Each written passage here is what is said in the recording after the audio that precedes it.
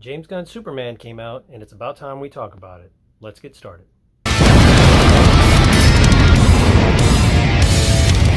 So Superman stars David Cornsweet, Rachel Brosnahan, and Nicholas Hoult.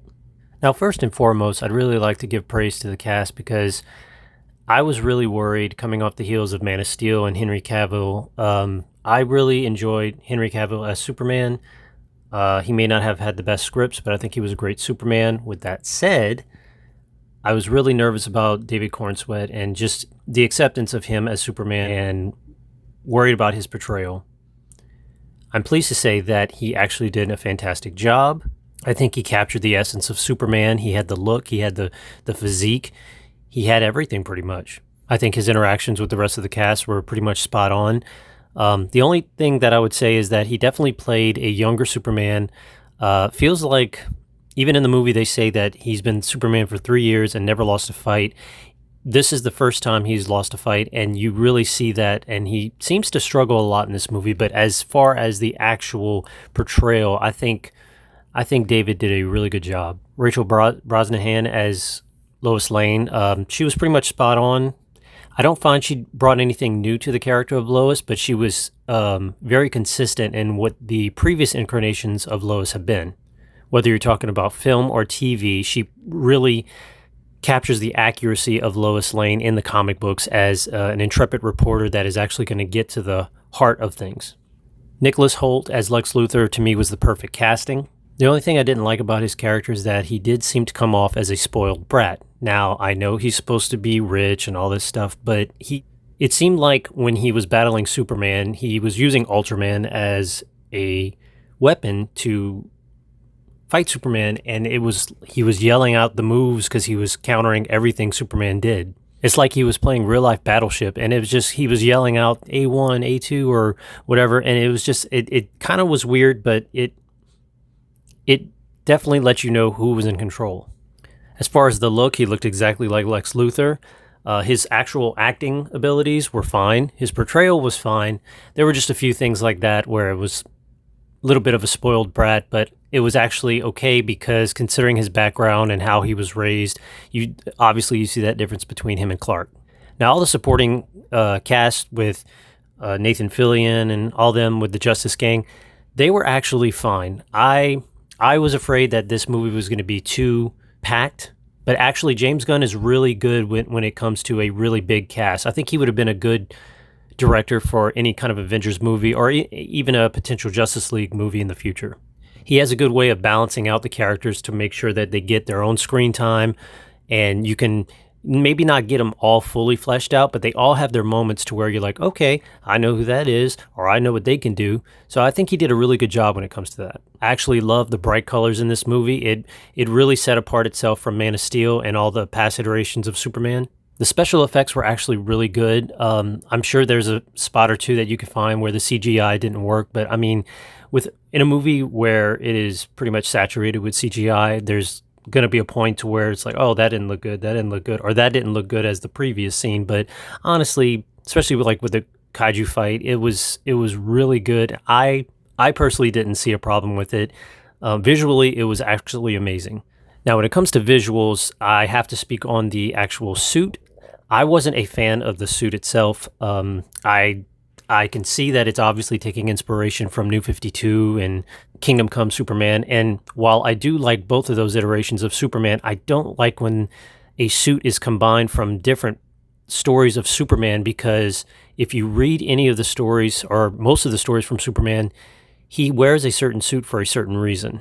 Now, one thing I did like in Man of Steel was that he had his suit from Krypton, so therefore that explained why it was as indestructible as he was. Now, regardless of where the suit comes from, I don't really care. However, I don't like when they take different inspirations from different comic books, because with the S shield on his chest in this movie, that is from Kingdom Come Superman, and that is a Superman that is older, wiser, and has gone through so much more, and there's a reason that there's an S on his chest. And I don't feel that David Cornsweet, Superman, only been in the game for about 3 years, had a reason to have that kind of S on his chest. And he also has the collar of New 52, which that's not a big deal. I mean, it's kind of one of those things, if you're not paying attention, you won't even notice he has a collar. And personally, as a Superman fan, I was glad to see the trunks back. Now, to each their own, but I would just tweak the suit a little bit, but I did like how it was bright colors.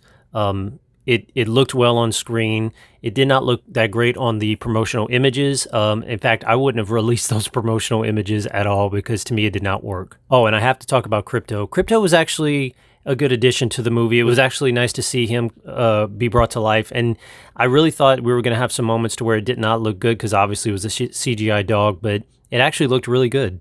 Now, he obviously doesn't like play a really big part in the actual story of the movie, but he is a good supporting character, and he does have his moments of that you're definitely going to remember. Now, as far as the humor goes, I will say I don't mind humor in a Superman movie. Not one bit. I don't mind humor in Marvel. I don't mind humor in DC. However, with James Gunn, I feel like there was some moments in which reminded me of Joss Whedon that there were some moments where it could have, been a serious tone and it could have stayed that way, but it was broken up by a joke or broken up by some kind of humor. And to me, that's what kills certain moments like that. There was one particular scene at the end where Superman and Lex were having a moment, and then Krypto comes and just makes people laugh. And it was very reminiscent of what Hulk did to Loki in Avengers, the first Avengers. And it just, while it did make me laugh a little bit, I just couldn't help but think like, wow, they didn't have to do that because Superman and Lex were having a moment, and it was kind of like a personal moment, and it just got ruined by a dog for cheap laughs. So those kind of things I'm not a big fan of. One thing I noticed that Superman didn't seem to be respected much in this movie. Now, like I said before, Superman gets his butt kicked in this movie, and that's one of the things I did not like, because I don't mind him getting beat up from time to time. It seemed like every single fight, he was getting thrown to the ground, thrown in the air, punched to the ground, his face in the ground. He just really, I've never seen a Superman get his butt kicked this much, and it was very consistent. Now, granted, yes, he did have his moments to where he would come back and punch somebody or kind of recover, but I mean, literally, the movie starts with him getting his butt kicked, and he's already beaten up. And then his robots bring him into the Fortress of Solitude to get healed, which was actually a great scene. But it brings me to my next point of I did not see anything truly super in this Superman movie. It would have been nice to see a moment of, after the entire movie of basically getting beat up, at the very end, let me see that Superman that is somewhat invincible, that is like, okay, you know what? I'm not going to hold back anymore because I really need to get this task done, and I want to save the people of Earth. So we really didn't get to see any of that. We did get to see, again, a few moments of Superman, but never anything truly, truly super. So my takeaway from this is that, yes, this is very much a James Gunn movie. If you like James Gunn and are a fan of his work, you'll love it. If you are not a fan of James Gunn or a fan of his work, you will not love this. If you are a fan of Man of Steel, a huge Snyderverse fan, you will not like this movie. If you are like me and are just a fan of Superman, pretty much all the iterations of Superman, you will like this movie. Now, I will say this, I like this movie, but it is not without its problems. I went into this movie with a lot of hope, no pun intended, because Superman is the symbol of hope.